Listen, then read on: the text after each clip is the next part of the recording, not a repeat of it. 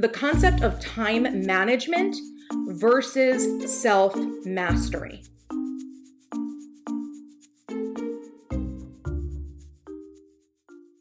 I've just seen a lot of people in the group struggling with some of the very common same things that come up with the fact that time management as a topic, and if you guys have been here for a while, you know, I don't love organizing my life around time management specifically, right? So this is a conversation about how I think we can do better for ourselves and manage our life better when we switch the focus from, oh, how can I manage my time, to how can I develop self-mastery so I can kind of go to the next level, be the best version of myself, finally be that person who can put my priorities first. So why do I have such a problem with the concept of time management? Well, you guys have probably heard me say this before.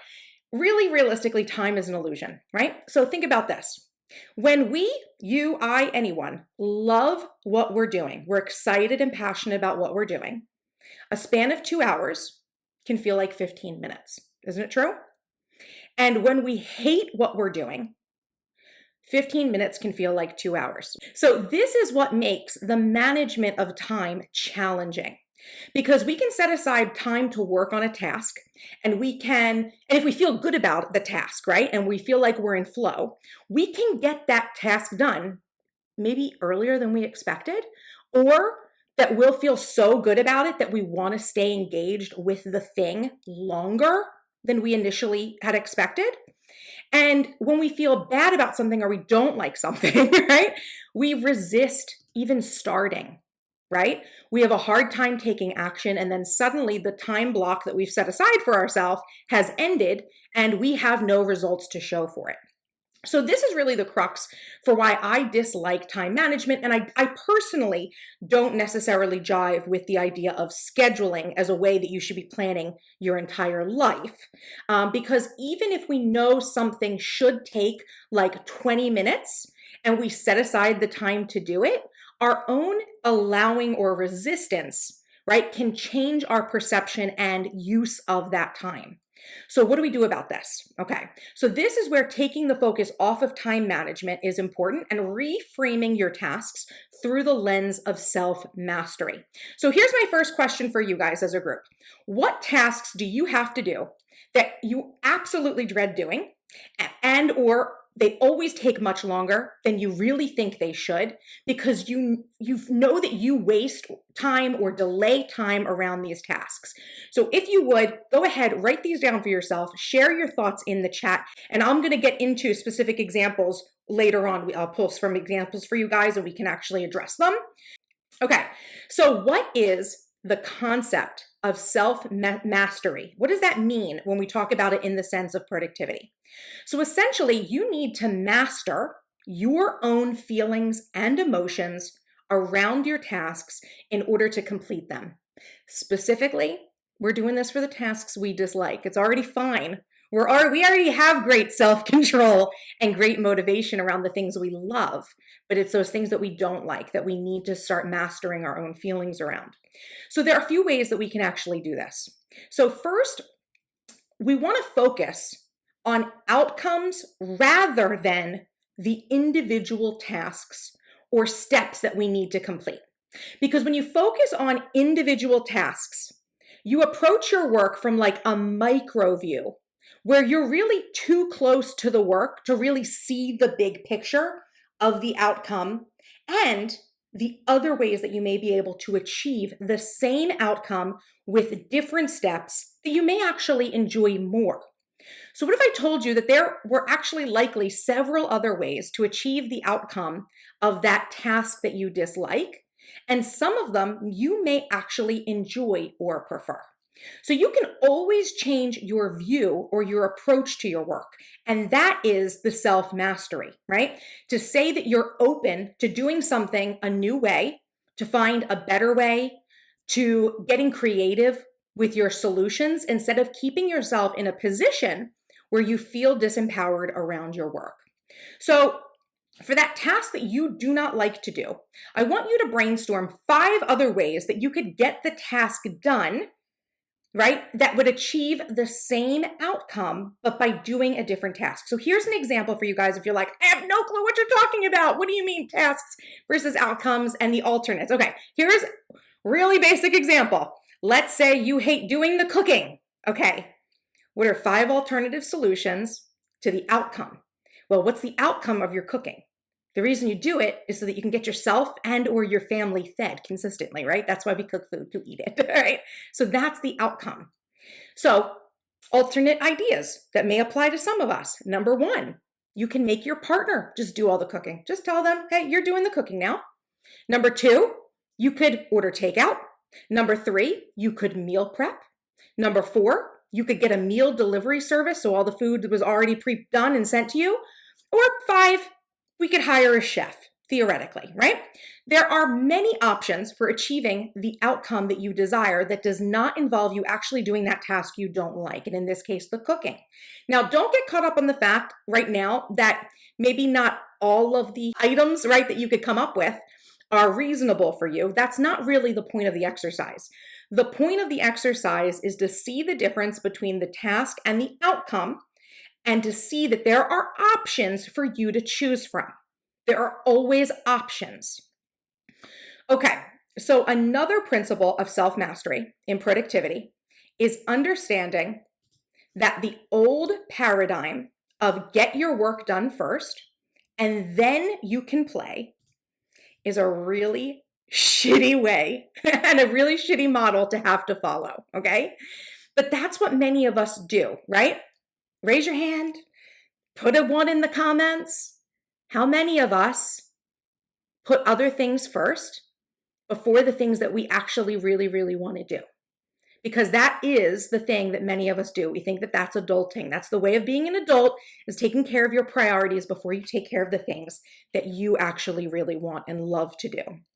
So many of us dread our to-do list because when we get up in the morning and we're staring at that list of must-do items, we struggle to get things done because we don't love all of those tasks, right? And so we waste time, right? Looking at this task list and be like, ugh, I regret putting all of these things on my to-do list, but I have to do them. And we start struggling and we start wasting time. And it's in this twilight zone of struggle where you're forcing yourself to get things done, where your energy is not behind your tasks, right? So what if you flipped that paradigm, right? What if you started your day with the things that you want to do as soon as you can, right? The things that you love to do, and then manage the other tasks when that is done and you are feeling good, right? So you're starting those tasks that are maybe not as exciting from a place of, I've already taken care of myself today. I've already filled my cup. I feel good about myself and my life. Now I'll go tackle that shit. So have you ever noticed how when you do something nice for yourself earlier in the day, you feel better about doing the things that you're not so excited about because your energy is already shifted? You're already in a shift, right? So this happens to me, and I've noticed this very recently. If I go to Starbucks before I start my work, now I have no reason really to go out to Starbucks. It's something I have to do, like a thing I'll do to treat myself, right? And I don't do it often, but if I do go to Starbucks and treat myself to like a fun coffee drink, it shifts my energy so that when I get back home, I feel excited to get some work done, even if it was work that I wasn't excited about. It really changes my whole vibe when I treat myself first. So I want you to go ahead and make a list right now of things that you would love to do to start your day that would make you feel really good and would help you shift your energy into a positive place to start the day. Again, I don't care if it's reasonable for you to do all of the things that you're brainstorming right now. I just want you to think about what you can do for yourself first before you ask yourself to tackle the hard things. How can you reward yourself first instead of last? So think about the ways that you would love to start your day, right? If in the perfect world, you're on vacation world sort of a thing, how can you reward yourself first instead of saving that treating yourself for the things that you really always want to get done, but you always throw them to the end of the list? I'm thinking like your goals, things like that. What are those things? What are the tasks that you already know you love to do, want to do, desire to do? Now, the final element of the productivity self-mastery like concept that I want to talk about is the importance of making things easier for ourselves instead of harder. And what I mean by this is that I'm sure that most of us have some element in our day that is set up in such of a way that we're actually making things harder for ourselves to get into flow. And perhaps if we reorganized this area of our life, it might be easier for us to feel good and get focused so that we can get those things done that we may not love to do. So for example, I really admire people who put like a coffee machine or a little coffee bar in their home office so they don't have to keep trekking around their home down to the kitchen to get something to drink. This is something I've been thinking about for myself because my office is on the second floor of my home and my kitchen's on the main level. So I go up and down a lot, refilling my coffee or my beverages. And I wonder sometimes if I do that subconsciously to break myself out of a flow, am I sabotaging myself when my water or my coffee is over and I go, oh, it's over. Now I have to stop what I'm doing, break the flow of what I'm doing, go downstairs to get a new beverage, right? But it wouldn't be the same if the beverages were right here, like in my office with me, It's like I'm questioning whether I use getting a drink to get as an excuse to get out of my workflow. And remember that anytime you do switch gears and you break out of your workflow, or your work gets interrupted, you end up losing like 20 to 30 minutes of time, right? In that like transition, right? Like of I'm doing my work, oh, I stopped doing my work, and now it takes me like another 20 to 30 minutes to get back into whatever I'm doing once you're ready to come back. So I want you to think about how you could set your life up to make it more convenient or more enjoyable to get things done, especially the things that you don't love to do, because at least it seems easier. If it seems easier, you're more likely to do the thing, right? So I use the example of a lot for people who want to get into planning. If you're someone who wants to get into planning, but you don't remember to use your planner, this is an example I use. And I always say to leave your planner out someplace where you'll have to run into it. So leave it by your coffee machine or leave it open on your dining table, or like maybe even have it like on a stand on your desk where you're going to clearly see it. Because when we see things, when they're easier to get to, right? When they're naturally in our way or on our path in a place that makes sense, then it makes it easier to do the thing, right? So I'll tell you this as well. I hate walking my dog, Sully, okay? I feel so bad for him, but I do dislike that chore. And it's new for me to have to do this because when I first got him, I lived in a home that had a fenced-in backyard. And so I was able to just like get up in the morning with him and let him out, right? And then come back in, he's fine. I didn't have to do like a walk. So in order to kind of help me like make that process of leaving the house easier, Sully's harness and leash are right at the front door, right by where I keep my shoes. So in the morning, I come down dressed to be able to leave the house, and then I put on his harness and his leash, and I put on my shoes, and I go right out the door. It's right there. It's like one swoop. It's not something's over here, something's over there, I have to go over. It's one motion that I don't even really have to think about, right? Before I know it, I'm out the door, right? So I like the idea that it's this one fluid motion instead of something that I need to think about, because if I do have to stop and think, right? And this is true of you as well, probably. If you ever have to stop and think about something, you're likely going to overthink. Raise your hand if you're someone who's like, if I have to stop and think about whether I'm doing something, I'm likely going to think about it too much. And then when I think about things too much and I start overthinking, then doubt creeps in.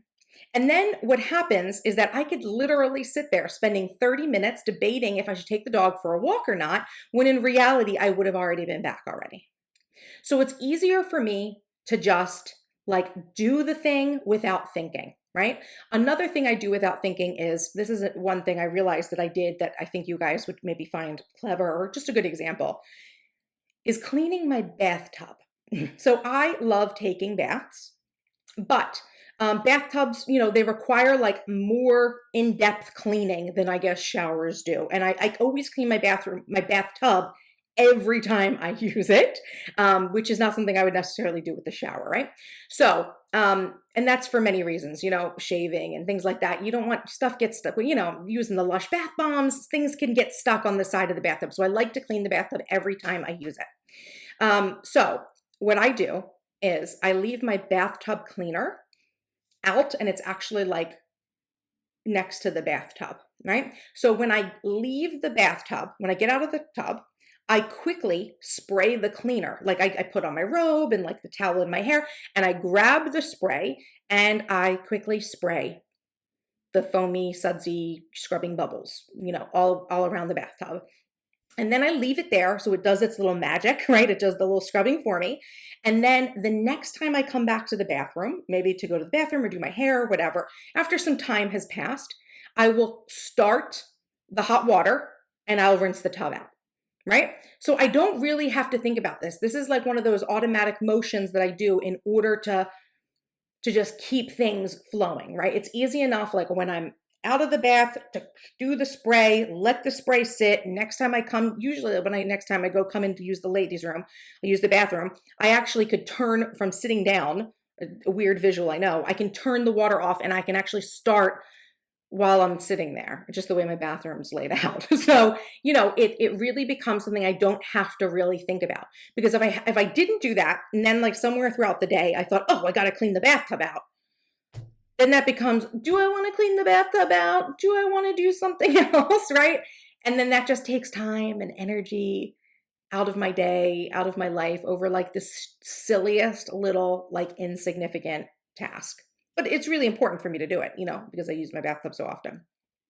So how can you make some changes in your life, right, that can help you take out some thinking, right, to help you maybe create a little bit more of a flow where you can set things up so that there's not so much resistance. It's much easier for you to get into that feeling of shifting your energy, you know, not just taking yourself out of having to overthink and spending too much time on that.